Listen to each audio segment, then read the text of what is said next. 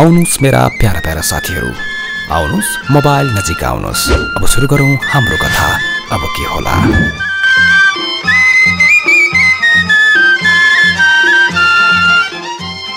यो मनबुट्टा गाउँ हो।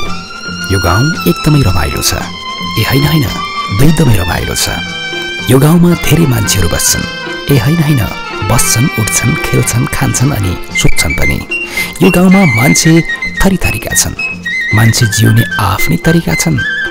मनबुट्टा गाउँमा धेरै मान्छे छन्, जो मध्ये यो कथामा हामी केही पात्रका मात्रै कुरा गर्नेछौँ।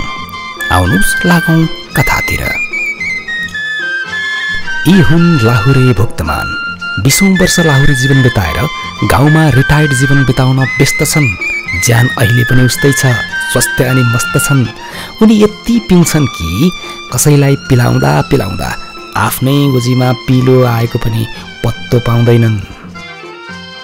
ऊ हो श्यामे। सरी श्यामे उर्फ मिस्टर यास, अर्थात् लाहुरेको एकमात्र सुपुत्र।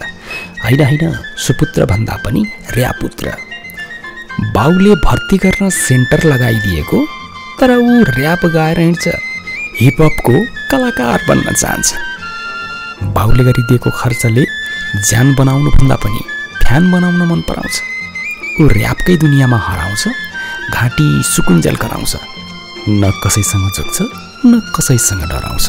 गाउँकी एउटीलाई मनमनी मन पराउँछ, तर भन्न डराउँछ। ऊ हो पुणे, अर्थात् पुण्डरी प्रसाद शर्मा। मान्छे हेर्दै भ्यू टावर जस्तो। उसलाई गफ हान्न र अरूको खुट्टा तान्न कसैले भेट्दैन। बाहुन भए पनि उसले गफ छाँटेर र ढाँटेर एउटीसँग अन्तर्जातीय बिहे गरेको छ। ऊ लाहुरे भनेपछि हुरुक्कै अनि फुरुक्कै हुन्छ। ऊ घरको स्याल, बाहिरको बाघ हो।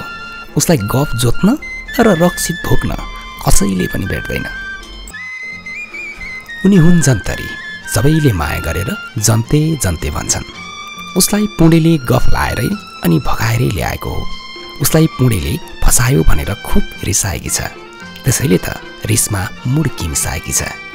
पुणेले केही गरोस्, आफूलाई पालोस् भन्ने चाहन्छे, तर पुणे बिचरा अघि भने नि मैले, सारा घरको बोझ उसैलाई छ। यिनी हुन् सानी मैया, पुणे र जन्तेकी छोरी। साह्रै असल र संस्कारी।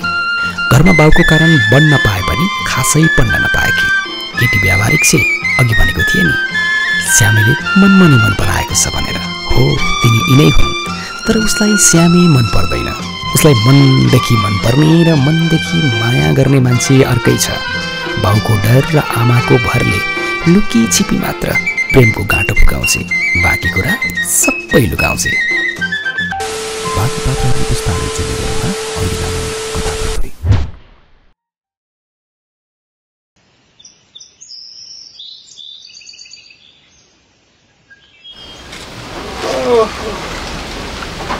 होइन मरन च्यासे, हिजो रक्सीको भट्टीबाट त त्यहाँ सँगै छुटे जस्तो लाग्थ्यो। यहाँ पल्ला बसेर परिरहेछ त। ट्याक्कला र कहाँ त्यस्तो हुनु। राति सँगै छुट्यो, घर गयो, बुढे कुटियो, अनि ल्याम्म सुतियो। बिहानै उठियो, अनि रोग मर्निङ वाक गर्दै गर्दै आएर गलेर आराम गरेको नि। ज्यान हेर्दा पनि बुढी कुट्लाई जस्तो छ पिलान्दा रे। होइन है भुक्तजी, के सोचिरह? क्या नाम तैँले भाउजू चाहिँ कसरी ल्याइछौ? कहानी अलिक लामो छ, ट्याक्कला र घरै भट्टीतिरै बसेर सुनाउँछ। खाली भट्टीको कुरा नगर, बिग्रेको पाऊ। अनि यत्रो दुनियाँमा म मात्र बिग्रेको, अरू त सबै सप्रेको नि। लु भन्न त, क्या नाम भाउजू कसरी पट्याइस्? कागज त होइन त्यो, अब तैँले सोधिहालिस्, भनिहाल्नु पऱ्यो। कहानी धेरै वर्ष अगाडिको।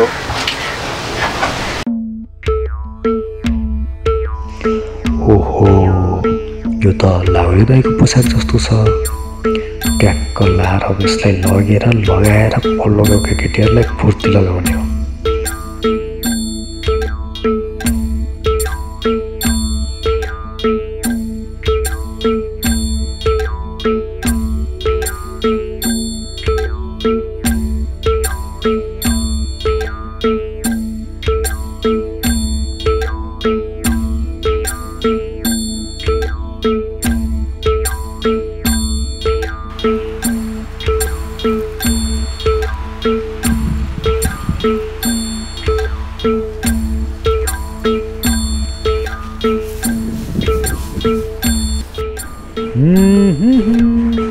ला ला ला कता हो सोल्टिनी ट्याक्क लाएर जता भयो भने किन चाहियो आम्मामा के साह्रो भाउ खाएको एकैछिन कुराकानी गरौँ न अन्जान मान्छेसँग बोल्ने बानी छैन मेरो के का अन्जान नि म त्यही पारी मुनबुटा गाउँको एक्लो लाउरे भर्खरै मौतुनाबाट आएको अनि ज्यान हेरेर त चाउरै छ त लाउरे हुन फिगर होइन जिगर चाहिन्छ खासै जिगर छैन तर पनि कतै दिउँला खासमा नाउँ चाहिँ यो सोल्टिनाको खासमा नाम चाहिँ जनता माया हो सबैले जन्तरी भन्छन् अनि माया गर्नेले चाहिँ जन्तै भन्दा हुन्छ त्यसलाई टेन्सन लाउरे पेन्सन जोडौँ घरबार बनाउँ दरबार ट्याक्क लाएर के छ विचार होइन हातमा आएको प्रस्ताव के स्वीकार नगर्नु होला र लाउरे भनेको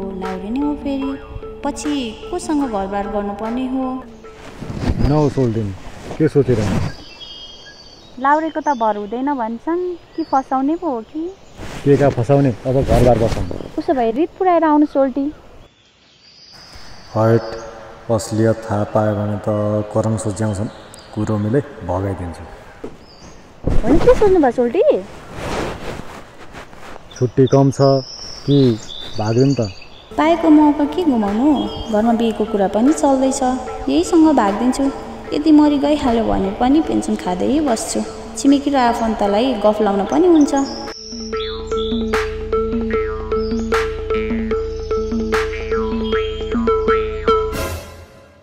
होइन के भयो क्या नाम बिचमै अड्किस् त रक्सीले छोड्यो बाँकी कुरा टक्क लाएर म पछि पुर्याइदिन्छु यो पिलन धरे पनि के भन्छ साँच्ची आज सहरबाट श्यामकाजी आउँदैछ त्यहाँ माथि बाटोसँग पुगेर लिएर आइजन कस्तो अल्छी लागिरहेछ